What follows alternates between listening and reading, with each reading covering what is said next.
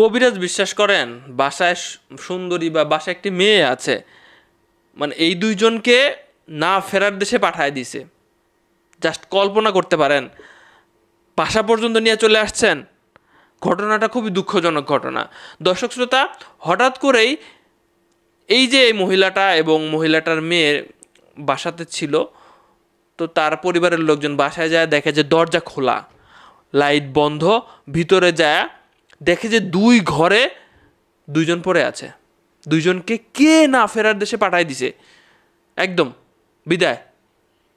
অবাক করা বিষয়, কিছু জিনিস চুরি হয়েছে, কিছু জিনিস অল্প অল্প কিছু জিনিস চুরি হয়েছে। এখন বাসার নিচেই স্কুল রয়েছে, সেই স্কুলের সিসি ক্যামেরার ফুটেজ স্কুল বন্ধ হলে বন্ধ হয়ে যায়। তো একটা লোক, এই যে পাশে যে লোকটাকে, এই লোকটাকে যাতায়াত করতে দেখা গেছে। সে বাসায় যাচ্ছে আসতেছে, লাস্ট ঢুকছে আর বেরোনোর ফুটেজ নাই। কারণ হচ্ছে স্কুল বন্ধ হয়ে গেছে, সিসি ক্যামেরা বন্ধ হয়ে গেছে। পরবর্তীতে এই লোকটারে পুলিশ ধরেছে। ধরার পরে এই লোকের কাছ থেকে ওই বাসায় হারা যাওয়া জিনিসপত্র পাওয়া গেছে। তারপরে ডিম থেরাপি দেওয়ার পরে আসল ঘটনা বের হয়েছে। এই মেয়েটার মা কবিরাজিতে বিশ্বাসী। এমন কারা কারা আছেন কবিরাজিতে বিশ্বাসী? পরিচয় হয়েছে মেয়ের নাকি জিন ধরেছে, মেয়েরে বাসায় যাতায়াত, কবিরাজ এদের বাসায় যাতায়াত রয়েছে। সো লাস্ট যেদিন এই ঘটনাটা ঘটছে, ডেকে নিয়ে আসছে যে আমার মেয়ের জিন তাড়াইতে হবে, আসেন বাসায় আসেন। বাসায় আসার পরে মেয়ের সাথে তো কথাবার্তা বলবে, বিভিন্ন রকম কিছু করবে। দেখতেছে এক পর্যায়ে এই মেয়েটার সাথে ওই সব করার জন্য কবিরাজ উঠে পড়ে লাগছে।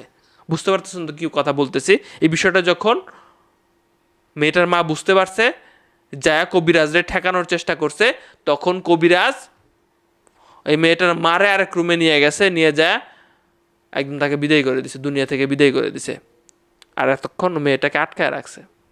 এরপরে মেয়েটার রুমে গেছে, মেয়েটার রুমে যায় তাকেও দুনিয়া থেকে বিদায় করে দিছে, দিয়ে কিছু জিনিস চুরি করে নিয়ে পলাইছে। কি বলবেন, কি বলবেন আপনি? বাসায় অপরিচিত মানুষ প্রবেশ, খুব খুব সচেতন থাকতে হবে, খুব সচেতন থাকতে হবে। আর একটা ঘটনা বলি, যুক্ত করে দিই সাথে। ইদানিং কিন্তু বিভিন্ন বিলের নামে, ইন্টারনেট বিলের নামে আপনার বাসায় এসে কলিং বেল চাপতে পারে। আপনি ইন্টারনেট বিলাররা চেনেন না, জানেন, নতুন লোক আসছে, আপনি মনে করছেন দরজা খুলে দিচ্ছেন, বাসায় কি মানুষজন কতটুকু থাকে না থাকে তাদের সব ইনফরমেশন আছে। সো সে কিন্তু অনেক কিছুই করে ফেলতে পারে। খারাপ লাগতেছে যে দুইজনকে আমরা হারাইলাম। এবং এই কবিরাজেরকে মানে একটু শেয়ার করবেন ভিডিওটা। আমি জানি অনেক মা খালারা আসলে কবিরাজে বিশ্বাসী, মানে যায়, আমি তো দেখি আমার সামনে, আমি নিজেই ঠেকাইতে পারি না ভাই।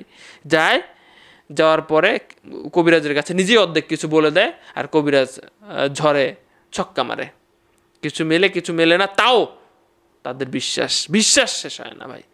কি কমু আমি ঠেকাইতে পারি নাই, এমন কাদের আছে ঠেকাইতে পারেন নাই? কমেন্ট বক্সে লিখবেন।